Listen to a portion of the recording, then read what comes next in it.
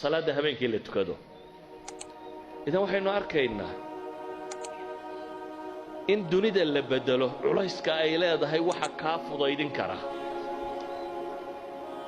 fudaydin kara ee abuuri kara inaad dunida tan dhibta kaaga imanayso dhamma ay fududaataa waa xidhiidhkaada la leeday inta uu xooggan yahay, waa salaad inta aad tukanayso. sida awgeed ayaa nebiga markay dhibtu ku adkaatay haddana waxaa la faray tasbiixdiiyo salaadda inuu badiyo. waa markay dhibtu ku adkaatay markii la yidhi fasdac bima tu'mar waacrid can ilmushrik, ku dhawaaq baa ilahay yidhi wixii lagu faray.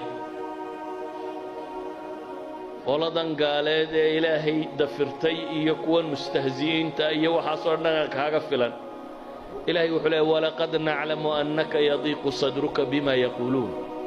waa ognay baa ilaahay yidhi in laabtaadu inay cidhiidhiyami doonto waxay kugula hadlayaan, dhib baa kaala kulmi doonta.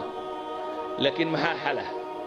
fasabbix bixamdi rabbika wa kun min asaajidiin baa lagu yidhi. tasbiix iyo taxmiid la kaalay, inta sujuudana ka mid noqo. idan mashaakilka adduuniya culayskeeda haddaad rabto inaad ilowdo, haddaad rabto inay kaa dulqaadanto, albaabka rabbi garaac baa la leeyahy. wax kaloo dhan ha qabanay. dikrigiisa badi, salaadiisa badi, cibaadadaa badi. sawgeed baa ilaahay qur-aanka wuxuu ina leeyahay ma nebigoo qura maya waa dhammaan. yaa ayuha aladiina aamanuu istaciinuu biالصabri wالصalaaة ina allaha maca الصaabiriin.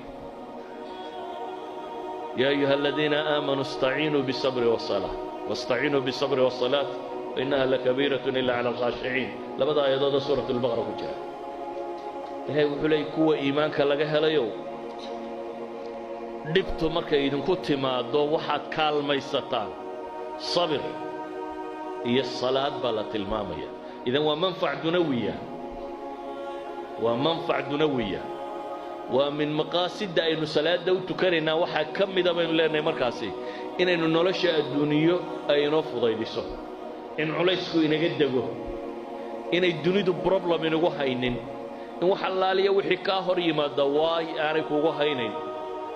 dee man biyadihi malakuutu samaawaati waalardi baad ku xidhantay.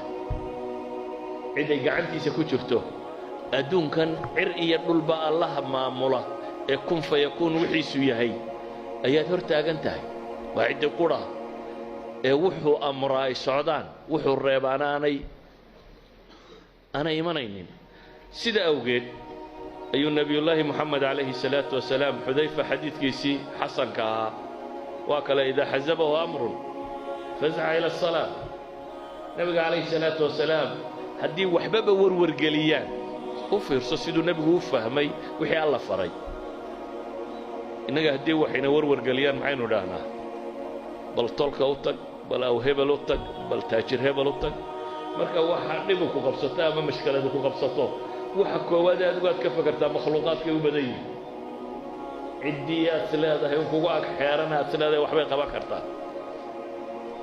manhi ma aha inaad bini aadamka kaalmo weydiisato, laakiin waxaa ka muhiimsan inaad marka hore albaabka ilaahay garaacday. waxaa ka muhiimsan nolosha wax kastoo kugu cuslaada inaad xagga rabbi ula kacdid. walidaalik baa nebigu calayhi salaatu wasalaam qadiyadda intuu fahmay oo ku dhaqmay ayaa wuxuu saxaabigaasi ka warinaya u leeyahay idaa xasabahu amr, haddii waxbaba warwargeliyaan fasca ila asalaa, xagga salaadda ayuu u carari jiray.